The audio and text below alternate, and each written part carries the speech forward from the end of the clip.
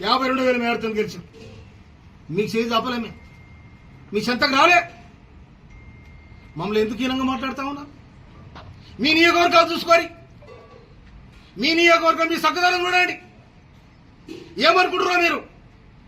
మా నియోజకవర్గాల కోసం కానీ నేను 24 గంటలు జనం మధ్యలో ఉంటున్నాను. నేను 24 గంటలు జన సమస్యలు పరిష్కరించడం. నేను అన్ని కులాలను కలుపుకోబోయాను, నేను అన్ని వర్గాలను కలుపుకోబోయాను. నేను స్వయానం కౌలు రైతు. నేను నాకు ఇంత భూమి ఉన్నా కూడా నేను వ్యవసాయం చేసుకొని నా పక్కన ఉన్న రెడ్డిలతో వ్యవసాయం చేసుకొని బతుకుతాను నేను.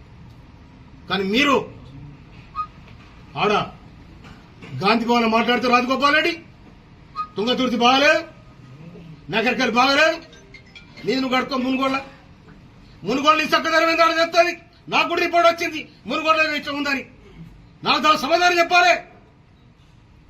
నల్లగొండరా మీరు రాజ్యం అనుకుంటారా? మీరు నువ్వు బీజేపీ నుండి కాంగ్రెస్ లోకి వచ్చినావు. నువ్వు మండల పార్టీ అధ్యక్షులందరూ కూడా నీ ఎంట వచ్చిన బీజేపీ వాళ్ళకి చేసినావు.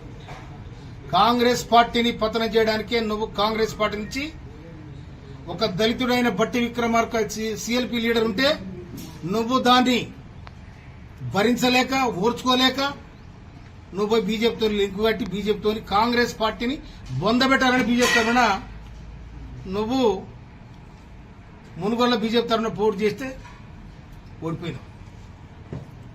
మళ్ళా వచ్చి మళ్ళా కాంగ్రెస్ జరిగిన ఎన్నికల ముందు కానీ నువ్వు ఎవరిని మండల పార్టీ అధ్యక్షుని చేసినావు? నీ ఎంట ఎవరైతే వచ్చినా బీజేపీ వాళ్ళని మండల పార్టీ అధ్యక్షుని చేసినావు. ఇక్కడ నేను చేసిన 9 మంది కాంగ్రెస్ పార్టీ కోసం కష్టపడి పనిచేసిన వాళ్ళు. ఇలా మీరు తుంగతుర్తి మీద మాట్లాడే అధికారం లేదని కూడా ఈ సందర్భంగా హెచ్చరిస్తాను. నేను తుంగతుర్తి ప్రజలు, తుంగతుర్తి అన్నదమ్ములు, తుంగతుర్తి అక్క చెల్లెళ్ళు నాకు 52,000 మెజార్టీ ఇచ్చిండ్రు. ఈ గడ్డను తెలంగాణ గడ్డను పోరాటాల గడ్డగా తెలంగాణ ఉద్యమకారుడిగా నా నిర్మాణం అయ్యాను. నన్ను కాపాడగలిగింది కాంగ్రెస్ పార్టీ. నిటారుగా నిలబడ్డ ఒక ఉద్యమకారుడికి టికెట్ ఇస్తే గెలుస్తాడు, మనకు సీట్ వస్తుందని చెప్పి కాంగ్రెస్ పార్టీ ముఖ్యమంత్రి రేవంత్ రెడ్డి గారు, గవర్నర్ ఉత్తమ్ కుమార్ రెడ్డి గారు ఆలోచన చేసి నాకు టికెట్ ఇవ్వడం జరిగింది. టికెట్ ఇస్తే తుంగతుర్తి ప్రజానికం 1952లోని ఏర్పడిన తుంగతుర్తి నియోజకవర్గంలో ఎవరికి కూడా ఇంత మెజార్టీ రాలే. ప్రజలు నాకు ఇచ్చారు. ఎందుకు ఇచ్చారు? నేను తెలంగాణ ఉద్యమకారుడిగా నా ఇక్కడ చరిత్ర నిలబడడం జరిగింది. కానీ తుంగతుర్తికి వచ్చి తుంగతుర్తిలో కాంగ్రెస్ లేదు, నగరికల్ కాంగ్రెస్ లేదు. నీ మునుగోడు మురిసిపోతుంది. నీ మునుగోడు మొత్తం మురికిమిరికైంది. అలా చూసుకోపోయి ఆడ నీ చక్కగా కాంగ్రెస్ పార్టీ బతకాలి.